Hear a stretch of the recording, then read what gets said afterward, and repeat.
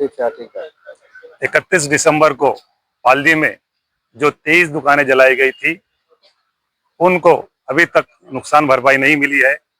हमने इस बारे में उपोषण किया था और उपोषण को छुड़ाते टाइम हमें ये लेके आश्वासन दिया था कि इन लोगों को सरकार की तरफ से जल्द मुआवजा मिलेगा।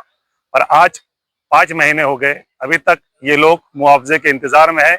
इसीलिए आज हमने एकता संगठन के मार्फत जिलाधिकारी साहब को एक निवेदन दिया है, जिसमें हमने कहा है कि अगर 15 दिनों के अंदर इनके नुकसान भरपाई का कोई एक्शन नहीं लिया गया तो हम बेमुद्दत उपोषण पे बैठेंगे और फिर से इस लड़ाई को शुरू करेंगे।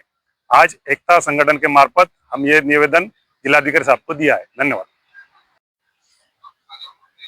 आज आम्ही माननीय जिल्हाधिकारी आयुष प्रसाद साहेबांची भेट घेतली आणि 31 जानेवारी 2024 रोजी पारधी येथे ज्या समाजकंटकांनी 23 दुकाने लुटून जाळून खाक केली होती, शासनातर्फे त्याची नुकसान भरपाई अद्याप न मिळाल्याने व शासनाने जेव्हा आम्ही या ठिकाणी साखळी उपोषणाला बसलो होतो तेव्हा शासनाने लेखी स्वरूपात आम्हाला उपोषण आपण सोडून द्यावे आणि आम्ही शासनातर्फे लवकरात लवकर तुमची नुकसान भरपाई देऊ असे लेखी आश्वासन दिले होते। माननीय नामदार पालकमंत्र्यांनी सुद्धा आम्हाला आश्वासन दिलेले होते, परंतु 5 महिने होत आले अद्याप शासनाची नुकसान भरपाई आम्हाला न मिळाल्याने आज आम्ही पुनश्च या ठिकाणी येऊन माननीय जिल्हा दंडाधिकारी आयुष प्रसाद साहेब यांना आम्ही 15 दिवसात जर नुकसान भरपाई मिळाली नाही तर आम्ही बेमुदत उपोषणाला बसणार आहोत असे आगग्रस्तांच्या वतीने एकता संघटनेने हा निर्णय घेतलेला आहे।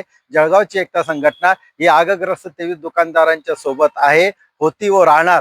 त्यामुळे जर शासनाने 15 दिवसाच्या आत योग्य तो निर्णय घेतला नाही व तसं आम्हाला लेखी कळवलं नाही तर आम्ही आमरण बेमुदत उपोषणाला बसणार आहोत। याची शासनाने, पालकमंत्र्यांनी, आपत्ती व्यवस्थापन मंत्र्यांनी, मुख्यमंत्र्यांनी, जिल्हा पोलीस अधीक्षकांनी, पोलीस अधीक्षक जिल्हा पेठ पोलीस स्टेशन व जिल्हा पोलीस निरीक्षक धरणगाव यांनी नोंद घ्यावी असे आम्ही आवाहन करतो। धन्यवाद।